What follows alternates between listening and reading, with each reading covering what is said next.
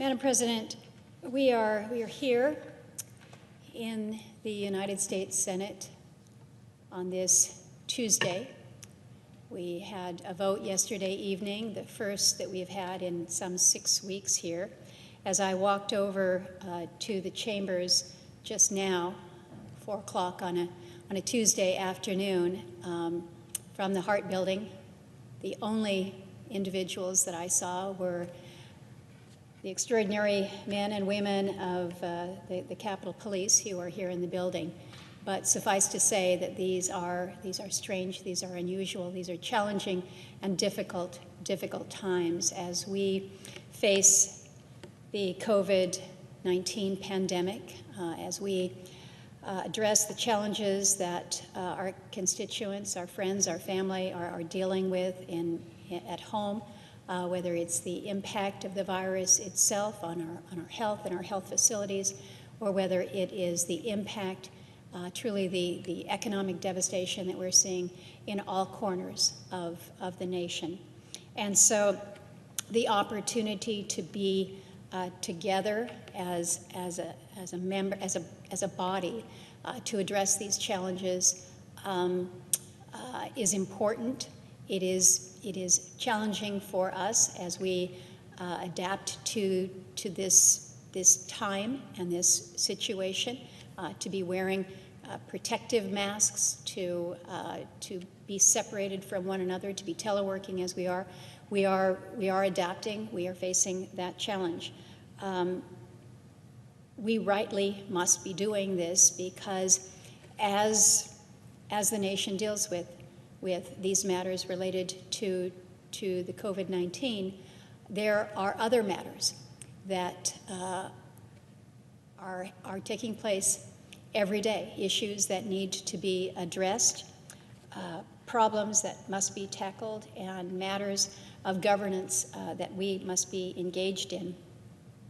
I woke up this morning and looked at my little news caps to focus on the day, this Tuesday, and it noted that today is Teacher Appreciation Day. We thank all of our teachers. Our teachers are certainly in an unusual situation now, as all of our students are.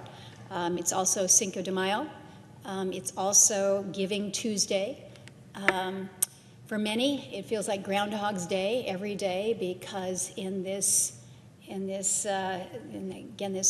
strange time that we're living, for so many, it just seems every day is more and more the same. But today is also a day that we have recognized, May 5th, for several years now, as being a national day of awareness for missing and murdered Indigenous women and girls. And that is a matter that I would like to speak briefly to this afternoon, to recognize the devastation that so many families have seen when it comes to those that they love who have gone missing or found murdered, and the dark reality of the many that we know are still missing. And unfortunately, Madam President, for far too long, there has been a silence on this issue. There has been a failure to act in face of what we know, and sometimes not knowing what we are dealing with because we haven't asked the questions, which is equally problematic. It tears at my heart. It just tears at my heart to hear the stories of those that I have come in contact in Alaska. A woman's story, a family's story, that they say their words have been discounted, they have been dismissed because the woman who went missing, the woman who was murdered, was a Native American woman. We have to change that. We cannot accept that. We cannot let the statistics that have really just been allowed to accumulate for too long to remain as statistics. Every single one of these women was her own person, her own life story, a member of her community. And in addition to being someone's lost daughter, a wife, a mother, a sister, we should mourn the promise that these missing and murdered women meant to our communities as that next generation of mentors, of role models, and change makers. When women are murdered or abducted, when women are trafficked, when individuals are left as missing, discarded, or discounted, there is an injustice that is being done, and we cannot let that continue. By raising awareness of the epidemic, by giving these women their faces, their names, and by telling their stories, we're shining a light on the problem, and we're giving hope. And I want to acknowledge the work of a former colleague of mine here in the Senate, Senator Heidi Heitkamp, who came to this floor often as a strong advocate for those Native women who have been dismissed and discounted. And she shared pictures, she gave names, she went beyond the statistics, and she reminded me and encouraged me that this is an effort that together we must address. We all have the stories, unfortunately, the stories that sicken you and just literally break your heart. The one that perhaps touches me most immediately and directly is the life of Ashley Johnson Barr. She was a beautiful girl, a 10-year-old girl. A 10-year-old girl who was taken from the children's playground in her hometown in Kotzebue, Alaska, a native village on the northwest coast. She was brutally raped and murdered, again, taken from the kids' playground to just outside her town. Her death and the tragedy around the circumstances of how she left this world is one that is open still, it is still raw, and it has left a permanent scar on Alaskan communities. And what happened to Ashley is a reminder that in my state, unfortunately, there is a darkness that is still to this day very, very, very hard to talk about. But we have to talk about it. We have to act on it. We cannot turn a blind eye simply because it is difficult to talk about. But we have to, because we're seeing these stories that represent these statistics in unprecedented proportions. Let me give you some numbers to just put that into perspective. Alaska Native women are 2.5 times more likely to be a victim of domestic violence. In tribal villages and Native communities, domestic violence rates are up to 10 times higher than the rest of the nation, more than 10 times higher than the rest of the nation with our domestic violence rates. In 2015, it was estimated that 40% of sex trafficking victims were Native Americans. 40%, almost 40% of those who have been trafficked, Native Americans. The rate of sexual violence victimization among Alaska Native women is at least 7 times greater than non-Native females. Again, I will just say these are unprecedented proportions. So when we designate a day as a day of awareness of those that have gone missing and murdered, our Indigenous women and girls, it has to be about more than awareness. It has to be about action. So this is where Senator Cortez Masto and I have picked up on this work. She and I have worked together on several pieces of legislation that help pave the way for greater collaboration and data collection between federal agencies, our law enforcement and elected tribal officials to not only understand the extent of the issues, but in developing methods to end these horrible crimes. So 2 bills. The first one was Savannah's Act. It combats the epidemic of murdered and missing Native women and girls by improving the federal government's response to addressing the crisis. We do this through coordination among all levels of law enforcement, by increasing data collection and information sharing, empowering tribal governments with the resources that they need in cases involving missing, murdered Indigenous women and girls, wherever they may occur.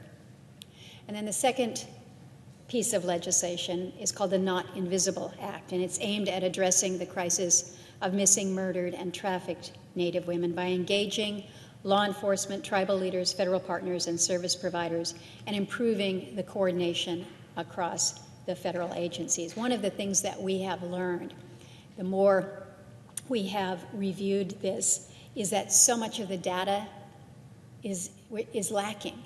We have gaps. We just haven't been able to get the data that we need in order to do a better job of coordinating with our agencies. So the good news with all of this is that both of these bills have passed this body, and I thank my colleagues here in the Senate for your support of the measures. We advanced them unanimously on March 11th, just a little bit before we left in dealing with the COVID pandemic. But I truly want to thank the Senate for helping to prioritize these measures to protect Indigenous women. In addition to these measures that we passed the Senate, we have done more on the appropriations side. We worked through the committees, and for the first time in the appropriations bill that President Trump signed in December, there is funding specifically directed to address the crisis of missing, murdered, and trafficked Indigenous women. $6.5 million was included for the BIA to take a really comprehensive look at the issue across BIA and IHS, the Indian Health Service. It covers everything for funding for cold casework, background checks, equipment needs, training, and a directive to the IHS with regards to forensic training. Also includes language that does more towards the coordination and data collection amongst the tribal, local, and state and federal law enforcement. So that was significant. The executive order that was issued by the Trump administration late last year, very important in this effort. And I want to personally acknowledge the good work that the Assistant Secretary for Indian Affairs, Tara Sweeney, has done. She has pulled together the agency coordination to respond to these cases. She has shown extraordinary heart, real heart, in responding to the calls from tribes and advocates to address the crisis of missing and murdered Native women. So there has been so much at play that has come together. Now what we need is for the House to act on these legislative measures that we have moved through the Senate so that the President can sign them into law. I think we recognize that, again, as we are dealing with these matters that are directly related to the day-to-day with the response to COVID, as we have seen our economies slowed, as we have moved indoors to telework, the work that is required for us to help protect the most vulnerable among us continues. We know that work continues. And as we have worked aggressively across the country and in Alaskan communities to flatten the curve out there as it relates to the coronavirus, we know, unfortunately, that we've seen an uptick in domestic violence.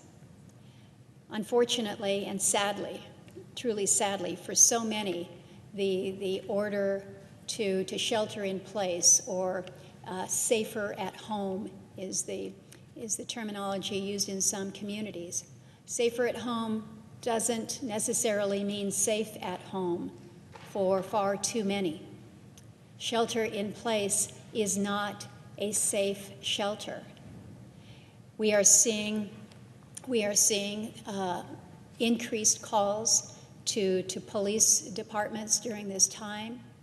But interestingly enough, what we're not seeing is an increase in those who are seeking help or shelter in our women's shelters. It was just a couple weeks ago, I had a phone call with representatives from the various women's shelters around my state, probably a dozen or so women on the line. And I was asking specifically, how are we doing within the shelters? What are we seeing? And their numbers are down.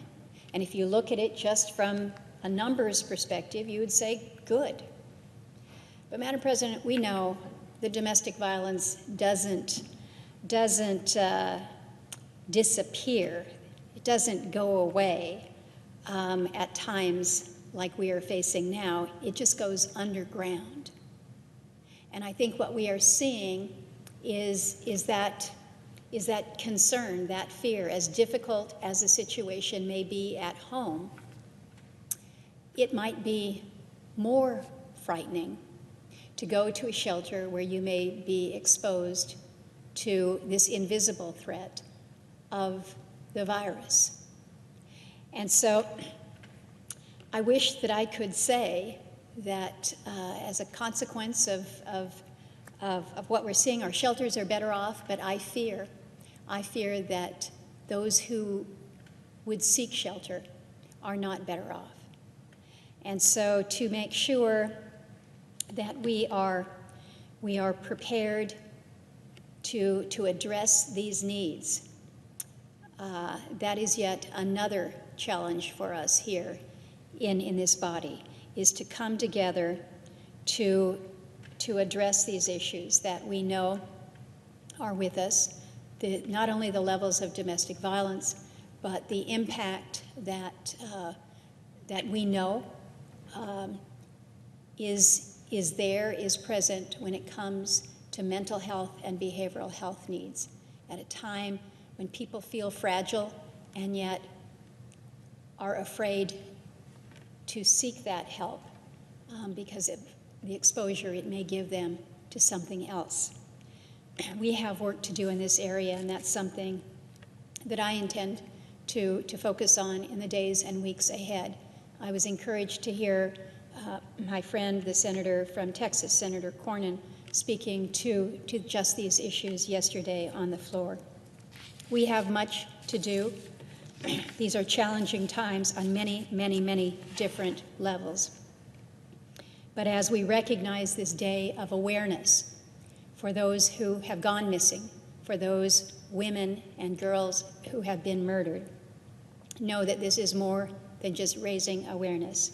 It is up to us. We owe it to them, their families, and their loved ones to act as well.